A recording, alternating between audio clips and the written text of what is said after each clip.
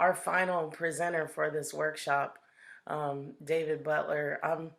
I've just become such a huge fan of his work because it's just so it just grips me emotionally every single time, and just very excited to have him here and a little bit about this artist. David Butler has situated himself within the narrative painting tradition. His work engages the visual essence of Blackness in culture, placing Black figures in environments and narratives to provoke dialogue on identity. He currently works as a studio artist and professor at the Art Academy of Cincinnati. And we are lucky, and I'm honored that you chose to join us today, David. And without further ado, welcome. All right, thank you so much. Can everybody hear me? I'm getting things to say people can't hear me. Everybody hear me? Nods, yes. All right. All right. Thank you so much, everybody, for having me today.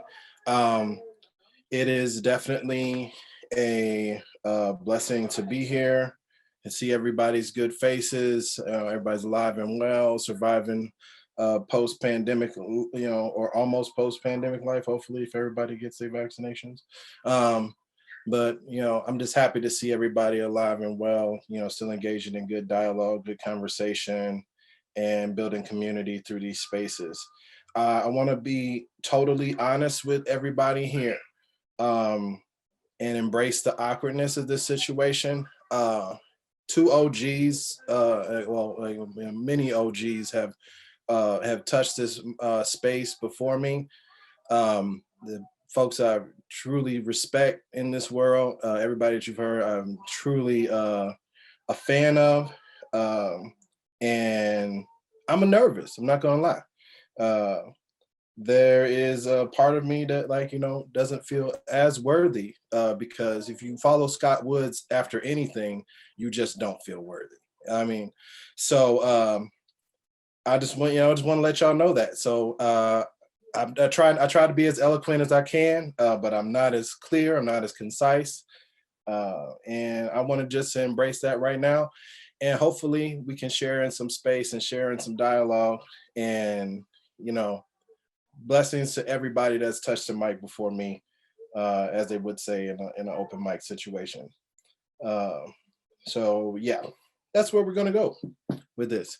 I got a presentation. I'm gonna talk about my work as a visual artist in this space that I frequent, which is making work that brings more awareness and builds more conversation around social justice movements, around different notions of what I feel is feel is right for us to to do as human beings. Feel free to ask me your questions. I'll hopefully, I'm a little bit rusty because after I got done teaching for the semester last week, I decided that I wasn't going to touch a Zoom or a Teams chat for a week. So yeah. So I'm just trying my best here to make sure I get back in the swing of things. Yeah, so let's get right to it. I'm gonna share my screen. I got a little bit of a presentation to go through, and then we'll have some room for conversations and dialogue afterwards. Let me go here. And I think this should be able to work that way. All right, is everybody able to see my screen here? Is everybody able to see sharing of the screen? Okay. All right, cool. So the space I work in is a space of what I call visual activism, which is using art as a catalyst for social justice movements. The work I'm creating, I do not feel is all of the work within this space. I do feel like it is what Scott would refer to as a tool, to help the movement along, to help build the conversations that we're having around social justice, around creativities role in these spaces. And we have seen these many, many times within our lives as citizens. There have been multiple people who have affected the creative space or used the creative space to kind of build awareness and to talk about the things that make us the most uncomfortable. And one of my heroes within that space is Emory Douglas. He was Minister of Culture for the Black Panther Party. Most of the artwork that you saw in the Black Panther movement was of Emory's design and also vision, with the team of creative that he utilized to get the word out about what they wanted to do in regards to the movement. And it kind of showed the world how strong the visual is or can be as a caveat to the movement. And one of my favorite quotes that I heard Emory say was that artists have a way of communicating essence, and things are made clear, almost like a language. And so art is a powerful tool to communicate with community. So as we start this conversation about like what is the role of artists within this space, I wanted to show you all like where this journey started for me and kind of where it's ended so far. And also, as a side note, I am the father of 2 toddlers, and as a person that works from home, if you hear them screaming through the wall, I do apologize. That's just the reality that I live in. So moving on, where it all started for me was in 2012. The murder of Trayvon Martin is kind of around the same time that we started to hear the terminology of hashtag Black Lives Matter. I was dealing with a lot of personal feelings because I was in a program where a lot of people were, a lot of folks were affected by it, but weren't having conversations about it. So I started to create these videos that talked about how I was feeling through the process, and communicated through music, through like kind of the speed painting process. So I wanted to show folks kind of how I processed the world that was happening around me as a Black artist who was working within spaces of creativity and trying my best to deal with the death of a young Black boy, and also still be effective as a creative. So I started to document how I felt through these videos, and I started to post them via YouTube. And they were much longer in the past, and they also had more of an effect via YouTube than I thought, and they became a little bit of a viral sensation because folks that usually watch speed painting videos were not really used to seeing these images of artists creating things that circled this notion of social justice. So I started off with this one painting in 2012, and kind of led me down about a decade of a career working within this space of talking about state-sanctioned violence and also other movements that surround social justice in the space of creativity, and kind of like bringing more awareness to the things that have kind of fallen ordinary in our culture. I feel like when we as a culture experience state-sanctioned violence and things start to fall ordinary all the time, and we don't necessarily have the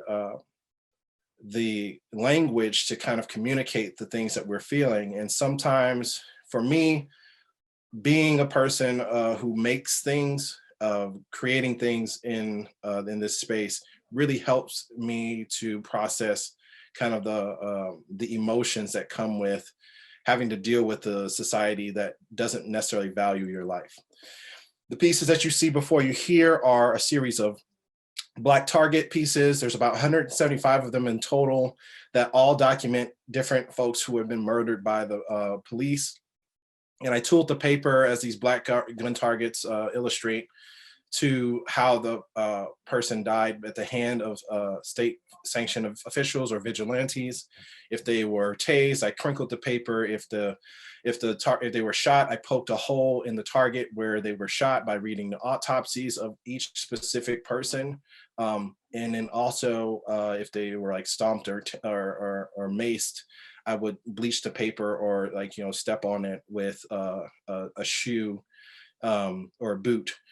So it kind of created this whole conversation about the memorial or the archive that we will never get of like the large number of folks who have been murdered by the police. We kind of keep it in a numerical fashion and in data collection, but we don't necessarily have to sit with or see the violence of it.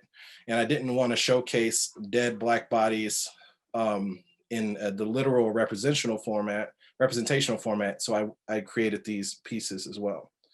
This kind of led me on a journey to start creating more works that surrounded this notion of race and identity within our world and how we are participating within this conversation. Who's in control of our stories, and how we have to exist in these spaces is always a constant conversation. And I feel like we keep having a conversation, but there was no real solutions that folks were able to give us as a society. And this kind of led me on like a journey to utilize my artwork as a process of documenting or archiving these situations. And during the bloody summer of 2014, where we lost Eric Garner, John Crawford, and Michael Brown all within the same week, I started to delve into the timeline of social media within my work and utilize different quotes and hashtags and also reference material from Instagram and images that were kind of being passed around on the hashtag of each of these young men's hashtags to kind of illustrate the kind of painful rehashing that we have to do as Black peoples. We not only have to hear about or see the deaths of Black bodies on television, we all find out about people as they are dying online, or we have to find out via our social media, where we also participate in like this space of levity and space of kind of relaxation. We're bombarded with these traumatic images over and over and over again based on the algorithms of social media. And so this painting is called The Walking Dead, which is a representation of that timeline, kind of the constant scroll of that. So the work becomes more than one theme. Outside of state-sanctioned violence as a tool, like during the year of 2014, this is also the time we started to see kind of the start of the rehashing, what have you, of the Me Too movement and the charges of Bill Cosby kind of starting to poke their head out again because of the Hannibal Buress situation that kind of brought to light more of conversations surrounding Bill Cosby and his sexual assault implications.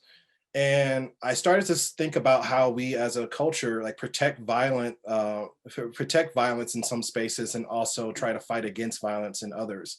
So at the same time we were fighting the state-sanctioned violence notion, we were trying to protect our social and media deities of media like Bill Cosby from the public notion of his wrongdoings. So I made this piece kind of in response to that, to have folks break bread with the icon of Bill Cosby in the gallery space. This led me to create the exhibition called Forceful Perceptions, where I wanted to ask more artists how are you processing these things? How are you building more awareness within these spaces?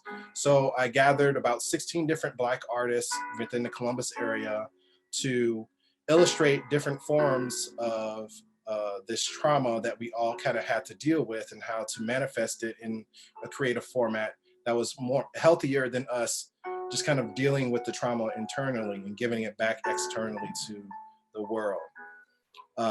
So it became a very successful show. We were reviewed in every publication in the Columbus area, and also featured on WOSU and PBS. And we're nominated for our episode in regards to this show.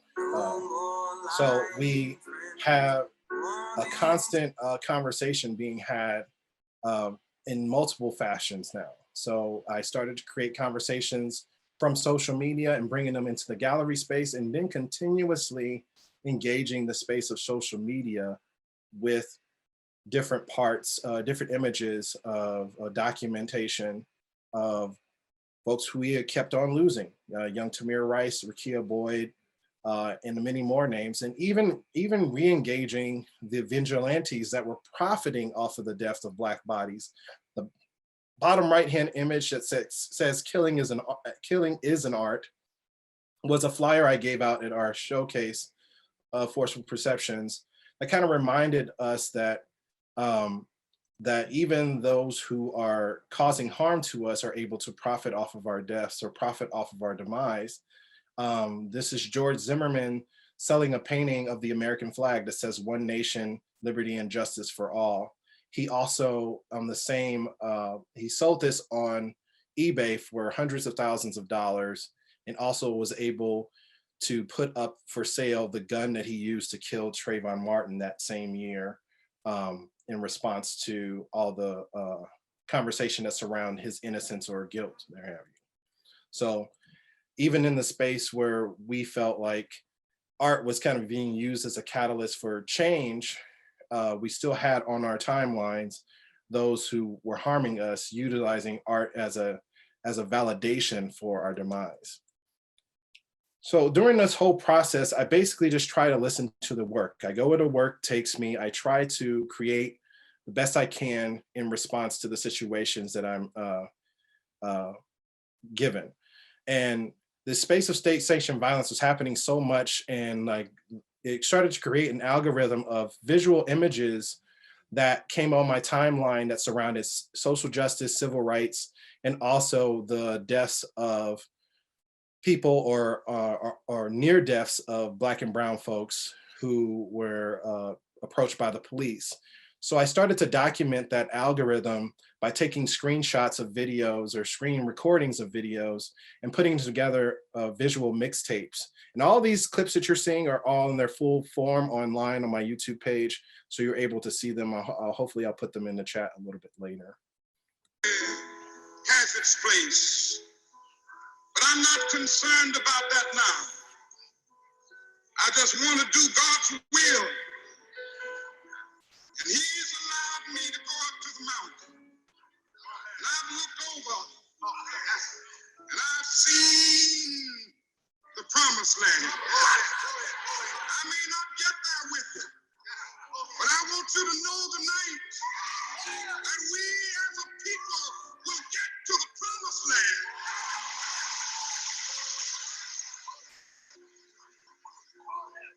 So I'm happy tonight. I'm not worried about anything. I'm not fearing any man. Mine eyes have seen the glory of the coming of the Lord.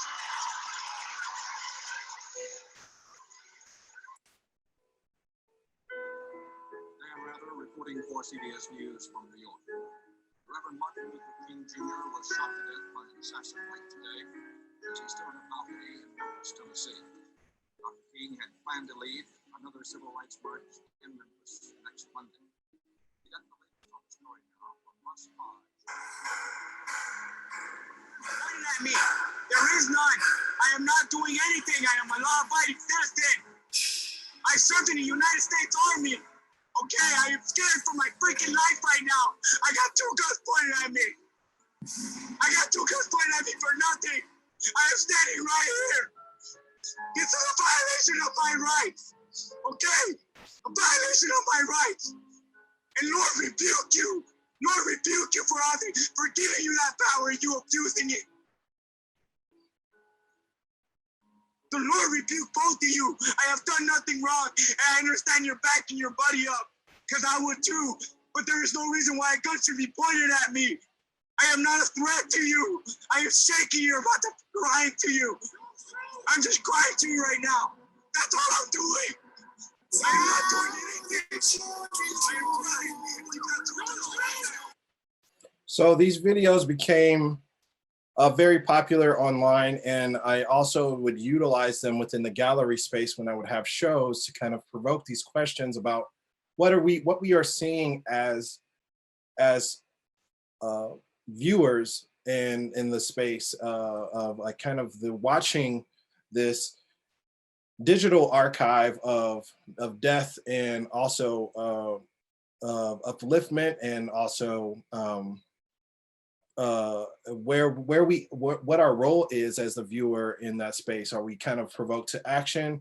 Are we actually seeing what's happening before us? Or are we just kind of going through the crawl of what visually we're kind of being regurgitated over and over again from the algorithm of social media? I also started to participate with using the found image on the internet to create more conversations about this notion of what greatness is in our space, and have those conversations about American greatness in regards to the last administration's moniker or saying that became kind of like this cultural hashtag that followed this notion about America being great beforehand, and trying to provoke conversations on where that actual greatness landed. Was it during chattel slavery? Was it during the genocide of indigenous peoples? And also trying to, at the same time, create images that kind of gave motivational statements to folks around, especially my, Black folks around being unapologetically themselves and building more awareness about the radical nature of just existence as Black peoples. So I try to constantly have like this duality of the image that provokes questions that surrounds our trauma, but also to try to couple it with statements that are more positive and uplifting to our to Black folks at the same time. And it's a dance that's constantly being done within my work. I also got involved with the digital space of the algorithm as a tool for making. I created these images utilizing an AI software that creates shapes in reference to photographic imaging, and to build more, to talk about the filtering of how we kind of see folks refiltered during the conversations around their death. These are portraits of Sandra Bland and Tamir Rice that are kind of built out of just multiple shapes that were given to the AI, and having it process the image over and over again and refilter it to present it back to the viewer. And do we still care about these faces, when they are kind of refiltered and rehashed to us in the digital space? So the work kind of takes on multiple formats. I participate in a public format by doing mural work. We do social collaborative works for our Black Power mixtape show. We had a social experiment where we created a colored only entrance at the front door and a whites only entrance at the back of the gallery space. And still continuously building more conversations around other movements that didn't surround just state sanctioned violence, but violence against Black peoples globally. I created this image on the left, which was a print of one of the young women who were kidnapped during the entire Boko Haram Bring Back Our Girls campaign. So I wanted to engage in conversations around that, to kind of have these conversations of what we are engaging with globally, as well as within our own American algorithm. So the work takes on multiple provocations at that point. I stopped trying to be so literal within the work a few years back, and started to participate in the notion of narrative to have more conversations about state-sanctioned violence by utilizing a character who I deem to be like kind of like the anti-hero to social justice, is somebody who didn't necessarily want to be a hero but kind of was forced into it. And I would place this character within actual realities of found photographs from the internet and post them online to have conversations about, like, when are we going to have our hero that saves us from these different powers that are trying to basically utilize their power to take us out as Black and brown folks in America.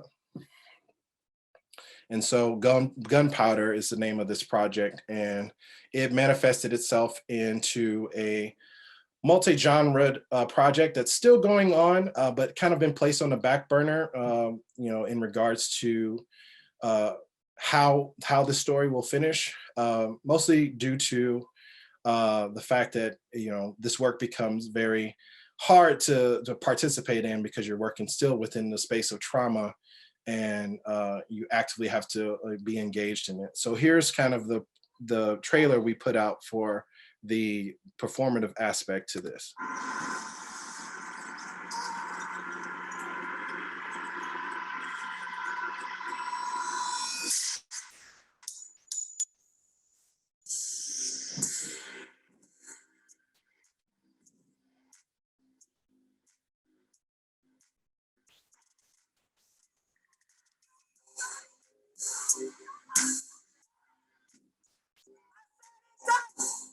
Send that killer back to jail.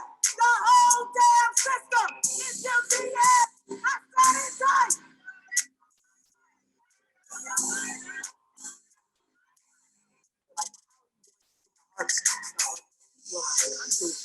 I'm gonna be honest, that there are certain hearts that I'm not going to be able to reach because I'm seen as this angry Black person. I'm seen, I'm seen as this rioter or this looter. It's a justified expression of. So Gunpowder kind of became this representational, multi-genred approach to have these conversations around state-sanctioned violence without having to actively participate in the imaging of the deaths of Black and brown peoples in our realities, but to kind of, I kind of thought of it in response to in regards to like how folks watch a lot of SVU episodes and they kind of comment on the things that are happening in current events, but they don't necessarily show you the traumas that are happening to specific people from our actual American culture, but you still know what they're referencing within that show. And that's kind of what Gunpowder does for the notion of state-sanctioned violence within our culture. So at certain points, I have to let the work live, and the work itself started to build out in like an illustrative format.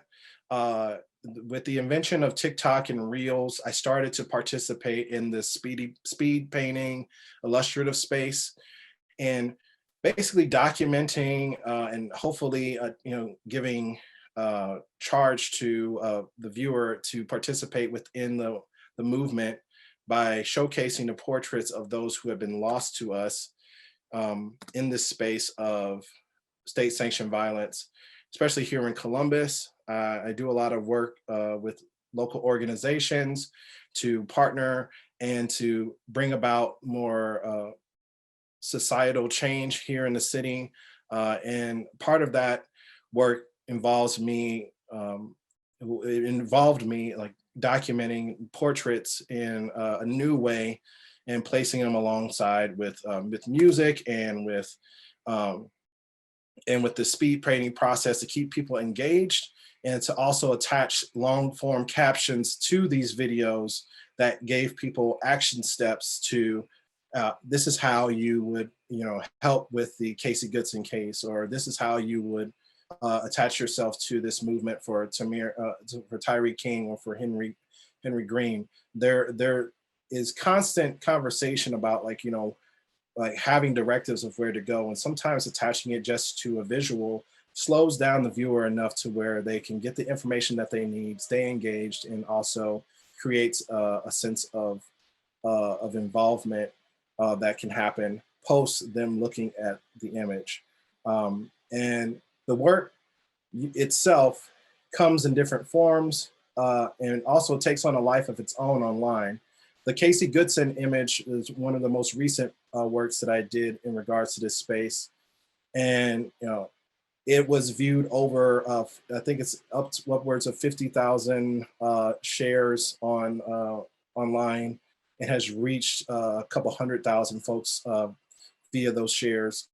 So it basically got a national a stamp on it of bringing more awareness to the Casey Goodson case, even to the point to where the family reached out to me to utilize the image as a part of their movement for justice for Casey, which I was happy to provide them with all the material that they would need to utilize this image on whatever they would choose to use it on. That's kind of where I feel like this is the most perfect example of like why I do this work, is to bring more awareness to these issues, but also to give kind of a stopping point or an iconography to attach to the movement that can be utilized as a catalyst for the change that happens within these spaces. And it just exists online. It actually takes on a life of its own and lives out in the world and actively participates in the conversation for change. And you can still see this image out and about when you see a lot of different flyers and images in regards to Casey. And the family has all the rights and abilities to garnish any type of payment or profit from this image. It's kind of been gifted and given to them from and I just kind of am very happy to have partnered with them and played my part. So basically, this is the model. I listen, I react, I make, and I share the work, and then I repeat that process as much as possible. And all these different spaces allow for me to participate in multiple conversations. And sometimes the work makes sense, and sometimes the work is beautiful, and sometimes the work is just me just reacting. When all the shootings happened post pandemic, when all the doors started opening up to the world, and we had 10 to 20 mass shootings, I was able to make images that kind of provoke conversations around the AR-15 when we started to see more domestic violence and violence towards women, and especially Black women. I was able to just kind of provoke conversations by utilizing type as a form of creation. Sometimes the work is gorgeous. Sometimes the work is just what it is. And I try to treat it all the same as in regards to importance. And the importance is that the message gets out and that the images are given and participating in the exchange with me as a maker and other folks as the viewers of the work. And the life that it takes is of its own volition. It's not I'm not in control of that afterwards. I'm just trying to express myself, give it out, share it with the world, and hopefully, good things come from it. And sometimes they do, sometimes it kind of falls flat, and that's just the way it is. I've also partnered with other organizations to have these conversations on a more corporate level. This is a campaign I did with GCAC, the Greater Columbus Arts Council, and the Deliver Black Dreams Project, where we created images that help get out the vote to Black and Brown communities before the election. And I also participate in just kind of documenting more positive notions of the movement, the election of Kamala Harris into vice president's office, celebrating Stacey Abrams in regards to her work in regards to getting the vote out to Black communities. And the work I'm doing now is still within that space and still dealing with social media and the algorithm. But now I'm detailing things in a different fashion. I'm taking the software called a generative alternative networking software, which is a fancy way of saying an artificial intelligence that studies photographic images and then creates people that don't exist. So I'm using that software to make reference images to create people that don't exist, that are kind of the children of white supremacists, of vigilantes that are taking Black lives on a regular basis. And, you know, the collective, you know, what a Karen looks like, and what, and I'm taking those images and just building them out to create these series of paintings that are illustrating what harm whiteness is doing to us as a culture, and the notion of the social construct of whiteness has done to us as a culture, and provoking more conversations around whiteness as opposed to just dealing with images of Black trauma. I really want us to have more conversations about the root of all those problems, which is white supremacy and whiteness as a social construct.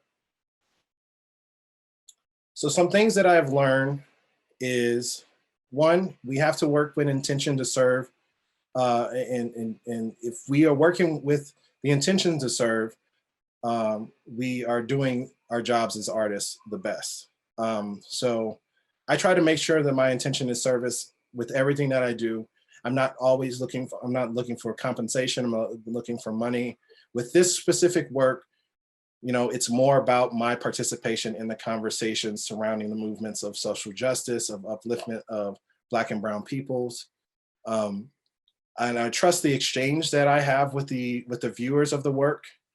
And I know that this work is tough on my vessel, which is why I know my limits as an artist. As of right now, I'm not doing any more work that surrounds state-sanctioned violence. I'm more focused on other ways to have that conversation without having to document and be known as the guy that, you know, collectively paints dead Black people. So, because I know that the damage is done on my vessel, and the therapy I've had to go through, and the depression that comes with that. I also know that this work is not for the wealth, and I learned this mostly from folks that, like, you know, you've heard before today, but also like activists that I know in the community that participate in this work and do it without knowing how they're going to keep their lights on in their apartment. There's no rich activists that are out there in the communities that are working. We don't treat our activists well. We don't pay them as often. And I know that there's a balance of what's for the bank and what's for the community. So I often have to do a gut check and if I'm doing things for the right reason. And this is not the only part of the movement. And I know that I must do more to participate in this societal change. That making these images does not necessarily mean policy change. That making these works is more about building out more conversations, more actionable items, like for folks to utilize these images as a catalyst to move in society, to call their congresswoman or call their state representatives, to sign petitions on policy, to go to those meetings and those protests and those demonstrations. And this is only a part of that. And also, as we've talked about it multiple times today, understanding that self-care is a part of the movement and the creative process. And we cannot be creatives, we cannot be artists within this social justice space without taking care of ourselves as well. I'll leave with this quote, and I'll surmise as much as give a summary as much as I can, because it's a large quote that Toni Morrison gave at a panel with Ta-Nehisi Coates and Sonia Sanchez. She talked about how art is dangerous, and the history of art is one that, you know, murdered and slaughtered and imprisoned and chopped up and refused entrance to artists. And it's always been bloody, and dictators and people in office want to control and deceive, know exactly who would disturb their plans. And those people are artists. And they're the ones that tell the truth, and it's a dangerous pursuit. And somebody's always out to get you. And you have to know this before you start and do it under those circumstances, because one of the most important things that we as humans, it's one of the most important things we do as humans. And that's what we do as artists. And because we know that we are a part of the conversation of accessing the community. Like Emory Douglas said at the beginning of this, we can converse with the community much better than the average man. And we are instantly accessible because we are the image makers. And if we believe this, then we know that we have a responsibility as artists to speak truth to power and to show a mirror to culture and to do our best to lead this conversation. As a closing, here's all my stats. You can find me at davidmichaelart.com. And my ad is Mr. Davi Creates on all social media platforms. And you can also see all the images, all the videos I showed you on YouTube as well. I'm going to stop sharing now, and hopefully that was of benefit to folks. And I think hopefully I didn't lose everybody. You didn't lose us. We're here. So we're going to promote everybody over to panelists so they can hop on the screen and ask questions. You had a whole lot going on in the chat. Oh, yeah. I'm sorry I couldn't see that off while I was sharing. That's okay. We'll get it. Wow, I feel like I've been to church. I'm feeling very emotional from this presentation, and just the place where you share from, David, is just very deeply impactful to me. So thank you again. Thank you. So you guys, they're gonna promote you on over. Looks like we're all there. So feel free to share your questions and feedback.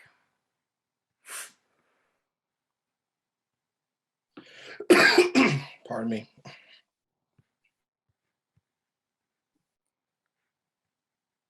Me and Kyle, or me and Dr. Brooks, both love the Queen Latifah, Stacey Abrams. Oh yeah, that was one of my favorites from this past year too. I want to say that I respect your choice to end or retire painting recently killed Black people. Yeah. I can only imagine what that has done to your psyche and your body. Yeah. And It's a tough pursuit, because if you do, like, just imagine, especially like I started this out with Trayvon Martin, and if you think about all the Black lives that have been lost, so imagine getting a phone call every time a Black person was killed by the police for the last 10 years as an illustrator or an art maker, and kind of what that does to your vessel. And like it's basically you're living your life trying to document the validity of the lives that have been lost, and also deal with the ghost of of how they died. So you go to bed with the images of how they died every single night, like after you're done doing the work. So it just does a lot to you. And I know this conversation is much bigger than just like people getting shot and killed by the police and us like seeing them die. And so we have to start talking about like what's the cause of all this. And if we don't start addressing whiteness as a construct, our societal attachment to supremacy, white supremacy as a model for our patriotism, we won't get anywhere as an American society. And we can see Whiteland at the Vanderelli Room on July 2nd. Yeah, Whiteland is kind of like my it's my answer to we did Forceful Perceptions about 5 years ago. As of last year, we were going to do Whiteland last year, but COVID happened, so we're going to do it this year, this summer. It's going to be on 4th of July weekend, aptly, and we're gonna try to provoke more conversations around whiteness as artists of color, and not move from a space of trauma. We're gonna actually use levity and use the notion of absurdity within our work, and like try to have these conversations in a more approachable fashion, but also it's not with the intention of like come see some Black and brown people tell you how to treat us. It's more of like, come and see this work, deal with the fact that like you're a part of this societal norm, and try to figure out what you can do to change it. And I don't want anybody answering any questions about like why they did the work. I just want people to come experience it, and hopefully we can have some good conversations and good actions stem from it. Thank you for your work and your presentation and your commitment. Could you please put the links that you had at the end of your presentation in the chat room again? Yeah. And then Dr. Brooks has his hand up. So go ahead, Dr. Brooks. Yes, thank you so much, Ms. Thomas. David, thank you for this amazing presentation. Absolutely riveting and just exciting. Something that comes up for me, and particularly as you talk about this decision not to create these particular images around recently killed folk, I'm thinking about this tension between both how art becomes this space of memory, but also a kind of iconography. And I'm thinking about this, right, like alongside like those pictures of folk whose faces and names we might not otherwise know as readily, versus say a Stacey Abrams as Queen Latifah, or even this kind of recasting of Bill Cosby as an ironic icon.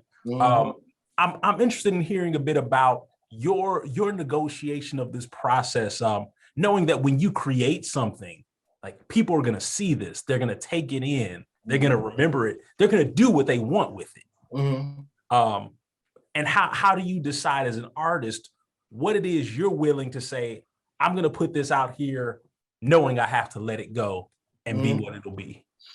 That's a good question. I think for me, the biggest internal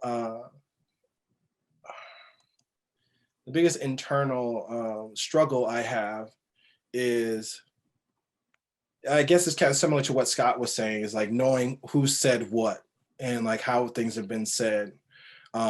And am I just like visually manifesting what's already been said? And most of my work is, narrative based, figure based. So like I'm mostly focusing on like the power of portraiture, the power of like the human form and how we connect to that as humans, because this is a human issue. So I try my best to just think of a way to uniquely present a face, or uniquely present a portrait, or to capture a selfie in a way that that draws people in. And it's the work I do alongside these images that I'm most like concerned with. I'm not necessarily concerned about the visual thing that's in front of you. I'm thinking about me presenting this, like for instance, let's take the Cosby, for instance. Like I had a group of recently released men from prison come through the gallery space, having conversations with me about defending Bill Cosby, about like the fact that I'm presenting him as kind of like this Pope-like figure. I'm putting like the religious iconography around him and asking people to kind of break bread with him. And you have these folks who have been actively within the system of the justice system, that have just like freshly been released out of the system, having conversations with me about guilt or innocence of an icon that they hold up high within their minds, and the role of masculinity, or the role of like us as Black men in that space. And so like me, I never thought that I would ever have to have that kind of dynamic or that exchange within the making of that work. But that work was actually a catalyst for like a really like intense conversation that didn't necessarily end on like any of us agreeing on a lot of things, but it did provoke a lot of dialogue to where I knew everybody that would experience that work really had to do an internal reflection of why they were defending Bill Cosby so hard, on what it meant to them as somebody who had, as folks who had been attacked. And I had to do that same internal work of like what it meant to show somebody who had just been, you know, judged by a justice system and like, you know, punished by the justice system over a long stint of time, and how reacclimating themselves to a society and then introduced to this image. And it just created a lot of feelings. And that's where I feel like the in-between, that's where the in-between all those different intersections, that's where I want the work to kind of be. I want to breathe questions in between that discourse. And I don't necessarily want to give you an answer, but I do want to give you a perspective and like and force you to have those conversations. So I don't know necessarily if I answer your question there, but like that's just kind of like where I landed with it. No, thanks. I appreciate that. And I think maybe that's part of it, that, Yeah. you know, the Yeah. artistic thing is it's Yeah. unresolved. So yeah. And that, and I wish I could land on some like solace of like, yeah, this is where I land with it. But I'm really like, I'm constantly investigating it. So I never am done with the work. Like that piece doesn't exist anymore. The Bill Cosby piece doesn't exist anymore. Mostly because I got tired of looking at Bill Cosby in my studio. So I painted over it. You know, but like that's, it served its purpose for as long as it needed to be. And now it's something else.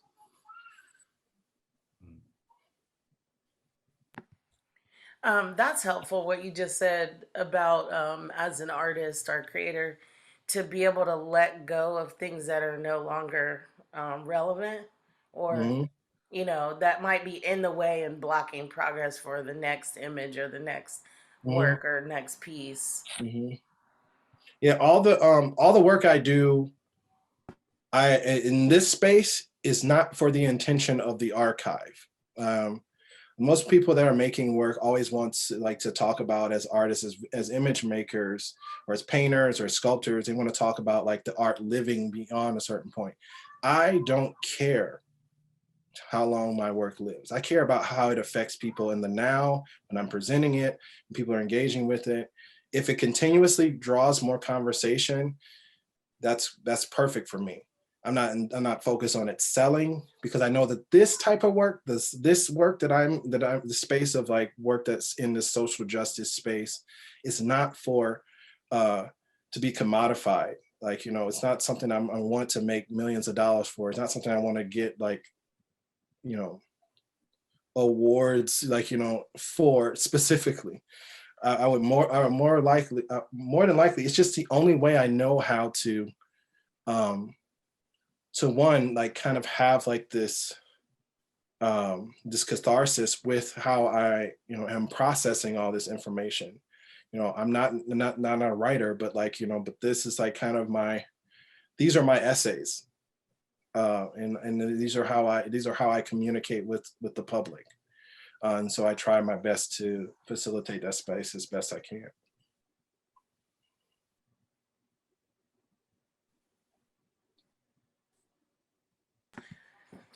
Anybody else have a share? Kathy? Yeah, somebody asked Barbara Font yesterday, when do you know when your poem is ready to share? And obviously you just talked about like how things evolve and you can paint over things or it can change, but how do you get to that? Or when do you know that it's time to put something out? It's twofold. Mostly it's like when the work is like due to the public. it's like, oh, the show's tomorrow, so like, you know, I kind of have to be done with this. But that's like kind of the easy answer. But mostly I try to get to a space of not resolve, but I get to a point to where like, am I saying what needs to be heard, like with this image? Have I said enough? And sometimes that's when I'm halfway through painting. Sometimes that happens when I'm a third of the way through with the painting. Like if people can see my intentions with just like line work and a few like, you know, tones of color of my painting, then it's done. Like, you know, I've said what I needed to say, and I've really gotten detached from the preciousness of the aesthetic.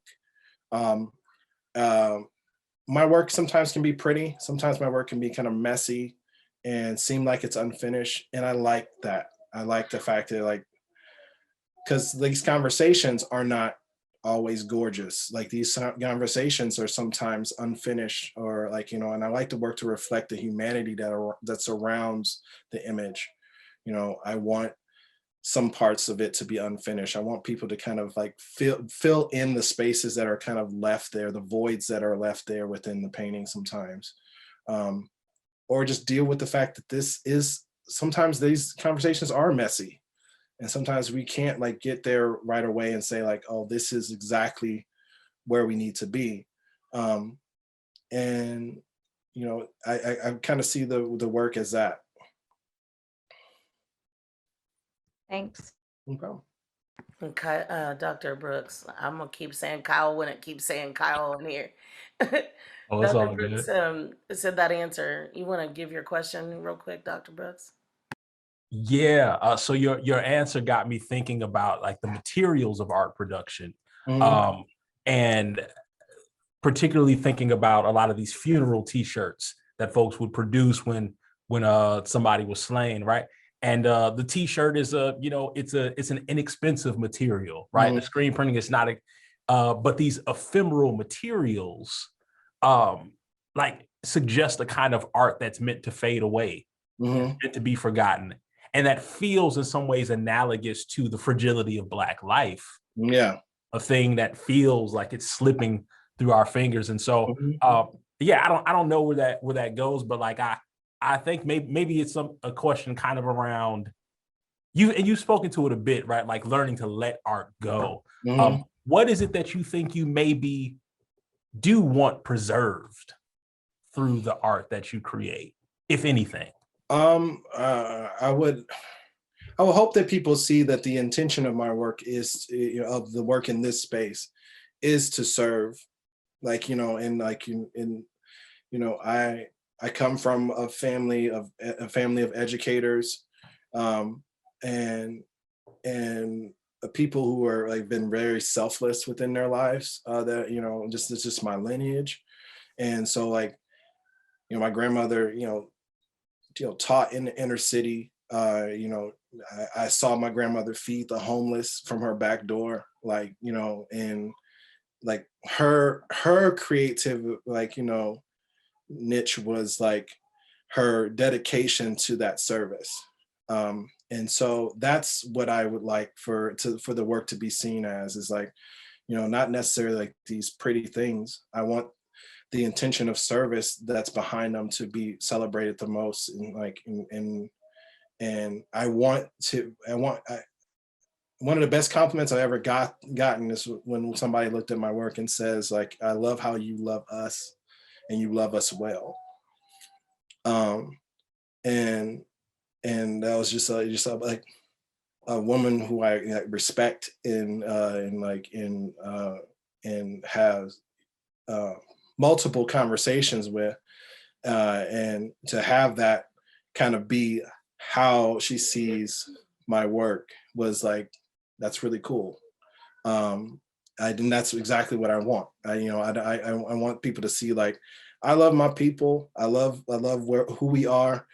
I care about care about how we live, and I also care about what's taking us out as a people. And I want you all to know that like you have a role in like in both of those facets of my life. Like, I can walk out my door this morning, this afternoon, and like, you know, it's not guaranteed. Like, I know that, like, and I live with that on an every single day basis. Um, and so I know that whatever I put out into the world, I want people to know that I loved us. I love, you know, I lived, you know, in service of that, and I'm trying my best to create a legacy of serving the community in that way as best I can. And I'm not going to be viewed in the best of light sometimes. Sometimes I'm not going to do the greatest job at it. Sometimes I have to brace the fact that sometimes I do stuff that doesn't land with people. It's too up here and too, attached to a more intense scholarship, conversation. And it doesn't reach the people as much as I want.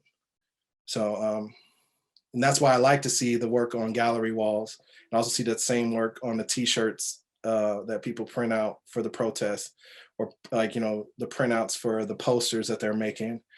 And I just love to see it in all the different facets, and even like the book covers that it's become. So. I feel that love too, David. I think I feel your love in your work. And I think that's why it just, it'd be like, so much. Thank you. I just really appreciate it. Did you have any final thoughts you wanted to leave us with? I think the biggest thing is knowing that all the conversations that you have heard around art and social justice, definitely I will reiterate the fact that we have a right as or a role as a community to protect the artist and the maker as much as, and respect them as much as we respect the pastor, as much as we respect the medical professional, as much as we respect service workers, first responders. Like, artists, are doing this work selflessly, and they're doing this work without any intention of getting famous from it. It's only for the love. Like, you don't meet any artist that's working in this activist space that's got a Maserati. Nobody hops out of their Lamborghini and says oh my God, where'd you get that Lamborghini from? Yeah, I got it from all this years of participating in my art activism. That's a rehashing of a Dave Chappelle joke. That's not mine. But that is so funny. That's the truth. That's the truth. We don't have billionaire art activists, and there's a reason for that, because the intention usually falls in the line of service, and those who are of service don't care about the capitalist system that they exist in. They care about how we are affecting the people, and the people should respect that as much as possible.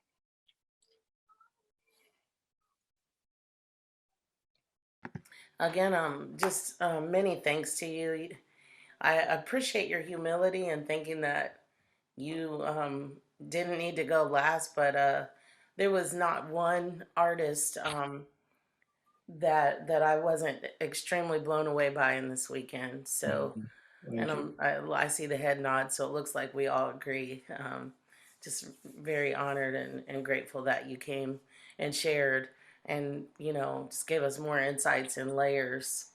Dr. Brooks said, was it better than one billionaire? Two. Good old Jay-Z. Gotta love Jay. Thank you all for lasting through this weekend. It's been, for me, very riveting. It was like an emotional roller coaster going from one presentation and lesson to the next.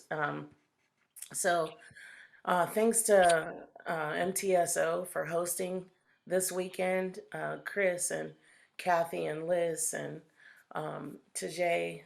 Thank you guys so much for your administrative work and all the work that went into being able to provide this, I think, respite for us as artists. Thank you guys, everybody, all the presenters. I know the others aren't here, but just big thanks to everybody all over. I hope that that what was said will last with you, and that you carry this into the rest of your weekend. Find you some rest, find you some joy, find you some self-care, and keep the faith.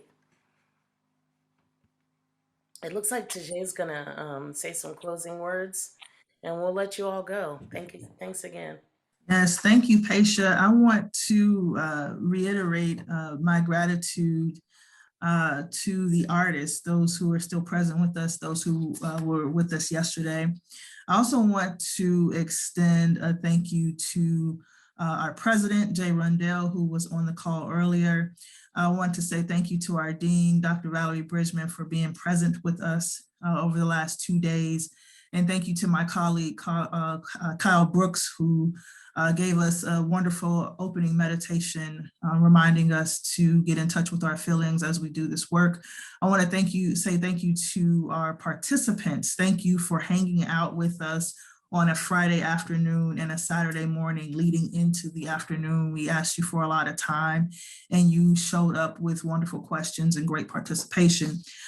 In closing, I want to say from Maya Angelou, one of my favorite poets and writers, she often talked about her relationship with her grandmother and the advice that her grandmother gave her. And she said, sister, when you get older, when you get, you give, when you learn, teach. And we have learned so much over the last 2 days. And I just implore us all to, now that we've been given so much, to give to someone else. Now that we've learned so much, teach someone else what you've heard over the last couple of days.